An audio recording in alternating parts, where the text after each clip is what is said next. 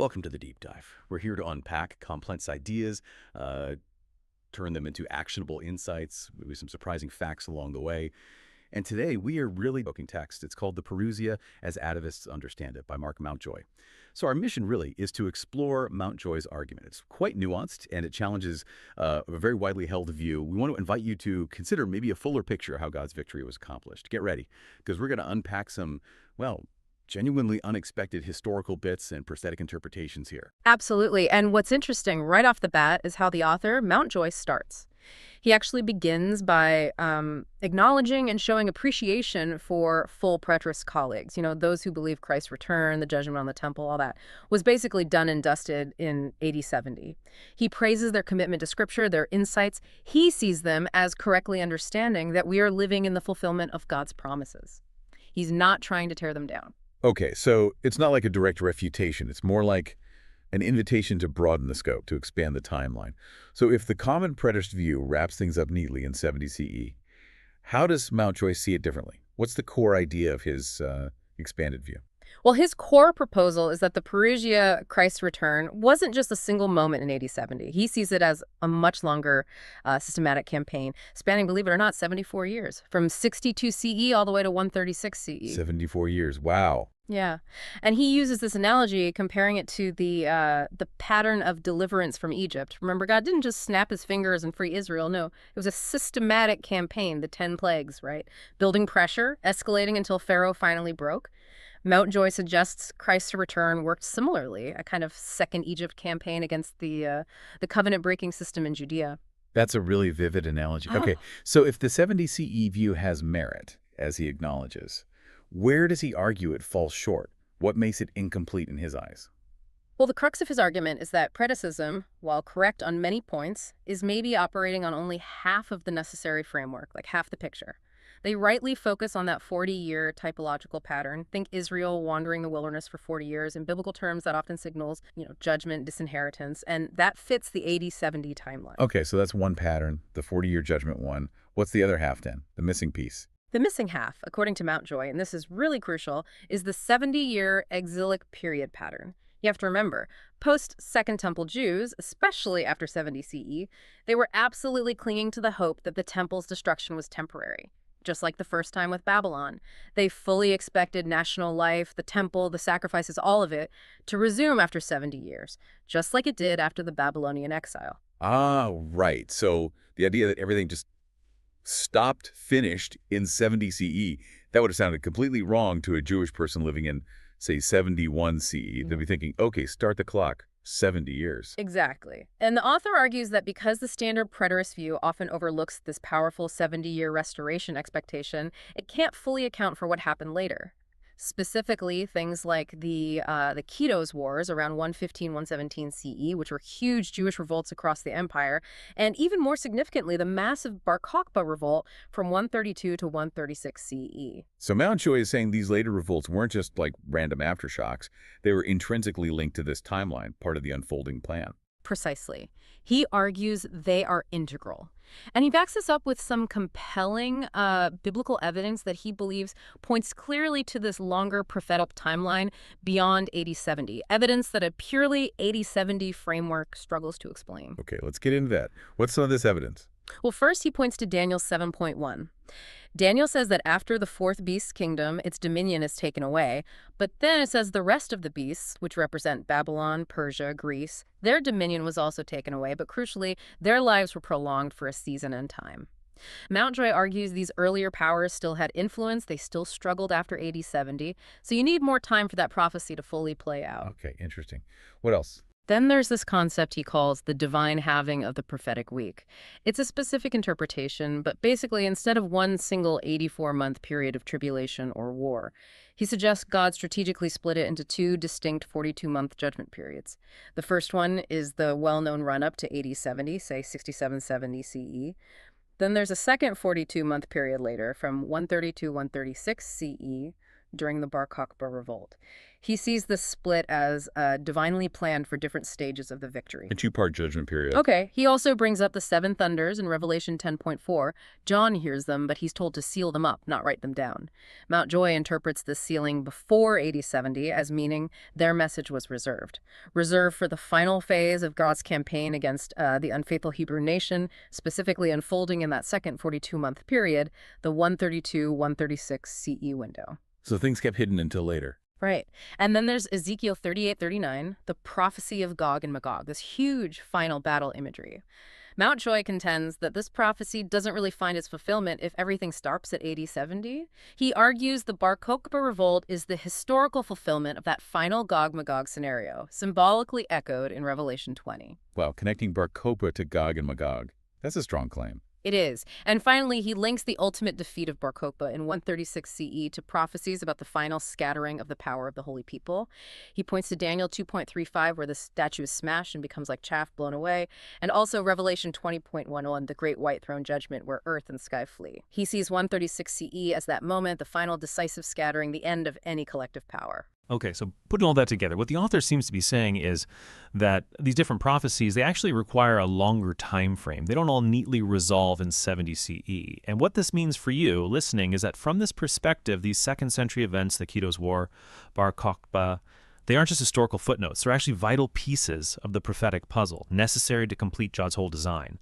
Mountjoy then lays out this 74-year campaign in 4 phases. So let's walk through those. Phase 1. The supernatural warning signs, running from 62 to 70 CE. He argues this phase kicked off in 62 CE with the martyrdom of James the Just, Jesus' brother. And significantly, he notes that just 43 days after James's death, after the crowd apparently cried out, "Hosanna to the Son of David," there were reports, like Josephus mentions, of supernatural armies appearing in the sky over Judea, fulfilling potentially a condition Jesus mentioned in Matthew 23. That's right. And Josephus, the historian living through it, he documents this whole series of escalating supernatural signs leading up to 70.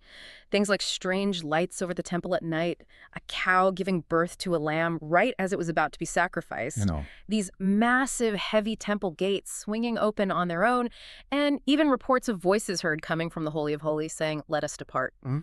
It's all building up, culminating, obviously, in AD 70 with the temple's destruction. That marks the end of phase 1. Okay, so phase 1 ends with the temple destroyed. Then we move into phase 2, the systematic conquest from 70 to 73 CE. What happens here? Well, the Romans didn't just pack up and leave after Jerusalem fell. They methodically went through Judea, taking down every last pocket of resistance, every stronghold. Places like Hebron, Machaerus, Herodium, and the final one, the famous fortress of Masada, which fell in 73 CE. Right, Masada. And Mountjoy highlights that moment when the last defenders at Masada chose suicide rather than surrender to Rome. He argues that with their deaths, the last vestiges of the Old Covenant system were essentially wiped out on Earth. And this, he says, triggered something profound in the spiritual realm. Which leads to phase 3, Satan's binding period, from 73 to 132 CE. What's the idea here? Binding Satan. Yeah, this is a key part of his interpretation of Revelation 20. With the Old Covenant system totally gone, the temple destroyed, the priesthood finished, the last rebels dead. Mountjoy argues Satan was effectively bound for almost 60 years. He doesn't see this as purely metaphorical. He argues it was a real period where Satan's power to deceive, particularly regarding the Old Covenant system, was severely constrained. And what was the result on Earth? Unprecedented growth for Christianity. Especially, he notes, among Jewish communities who were now sort of cut loose from the old structures and perhaps more open to the gospel. So the binding isn't about all evil stopping, but specifically about Satan's power related to the Old Covenant system. Exactly, and he emphasizes that the narrative logic of Revelation 20, in his view, requires this binding to look forward from AD 70, not backward into the past. Okay, but Revelation 20 also says Satan must be loosed a little season. So when does that happen according to Mountjoy? That brings us to phase 4. The final deception and Revelation 20's prophetic warning from 132 to 136 CE. He argues Satan was loosed in 132 CE, coinciding perfectly with the start of the Bar Kokhba revolt. Okay. So the loosing of Satan directly fuels that final rebellion. That's the argument. And this is where Mountjoy circles back to those 2 typologies we talked about, the 40-year one and the 70-year one. He says, yes, Preterists correctly see the 40-year judgment pattern culminating in AD 70. But Revelation 20, he argues, is prophetically addressing the other pattern, the Jewish misunderstanding and misapplication of the 70-year restoration typology. Right, because they saw the first temple destroyed, then restored after 70 years. Exactly. Jeremiah had prophesied it. After 70 years in Babylon, God promised to bring them back, rebuild the temple. It happened. So naturally, when the second temple was destroyed in 70 CE, many faithful Jews thought, Okay, here we go again. This is 586 BCE, all over. Deja vu, terrible but temporary. God restored us before. After 70 years, he'll do it again. Their hope was pinned on that precedent. 70 CE plus 70 years means restoration is coming around 140 CE. but the tragic irony, according to Mountjoy's view, based on a Christian perspective, is that they were basing this hope on a covenant. A covenant that had been fulfilled, completed, and actually superseded by Christ's sacrifice and the new covenant.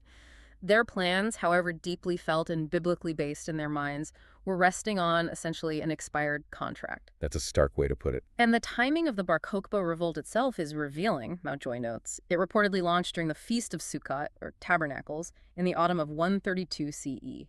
This timing wasn't accidental.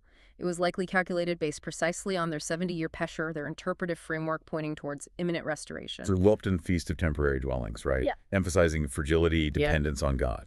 Exactly. And the deep irony, Mountjoy points out, is that by launching a war based on their own strength and calculations during the very feast that teaches reliance on God and human frailty, they were sort of violating its core meaning. And they actually started building a third temple. Apparently so, laying foundations, not necessarily as an act of pure defiance against Rome initially, but more out of, well, faith. Faith in that 70-year restoration promise they believed was still active. So Revelation 20, with its imagery of Satan being released for that final deception, the Gog-Magog battle, Mountjoy sees this as God's prophetic warning. Yes, a warning specifically aimed at this misguided reliance on the 70-year pattern. It was prophetically signaling that this hope, this pesher, would lead not to restoration, but to an unprecedented disaster, the final disaster for national Israel. Which helps explain maybe why Satan's final deception was so potent. It wasn't based on nothing. It was twisting a legitimate, historical, biblical pattern that had simply run its course and been replaced. Precisely. It tapped into a deeply ingrained hope. And this leads Mountjoy to emphasize that the real battle here, while it involved Roman legions, wasn't fundamentally about Rome versus Judea. Many interpretations focus on Rome as the judge, the hammer.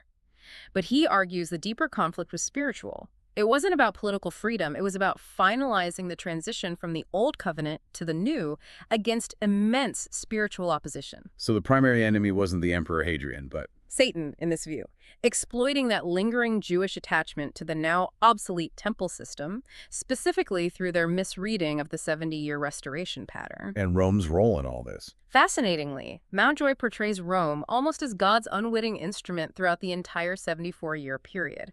First, using Roman legions to judge the rebellious temple system leading up to AD 70. Then, arguably, the Roman peace, the Pax Romana, inadvertently protected the early Christian church during that binding period, allowing it to grow. And finally, Rome was the instrument used to crush Bar Kokhba's revolt, the last major attempt to reestablish the old system and build a third temple. So Rome served God's purpose at each stage, even unknowingly. That's the perspective. Bar Kokhba's ultimate defeat in 136 CE wasn't just a military loss. It marks the final decisive victory over both the political rebellion and the last gasp attempt to restore the sacrificial system Christ had rendered obsolete. Revelation 20's symbolism, its warning of that final battle and defeat, was, in Mountjoy's view, tragically and completely vindicated in the catastrophe of 136 CE, which effectively shattered those specific Jewish hopes for restoration permanently. Okay, after all that destruction and judgment, the author takes us somewhere. So, well, quite beautiful, actually. The conclusion focuses on the New Jerusalem described in Revelation. Mountjoy argues this isn't just, symbolic language for the church. He sees it as describing a real place, an actual location where actual people live. Abraham, Isaac, Jacob, they are there right now. Yes, he connects it directly to Jesus' words. Remember when Jesus told the Roman centurion that many will come from the east and the west and will take their places at the feast with Abraham, Isaac, and Jacob in the kingdom of heaven?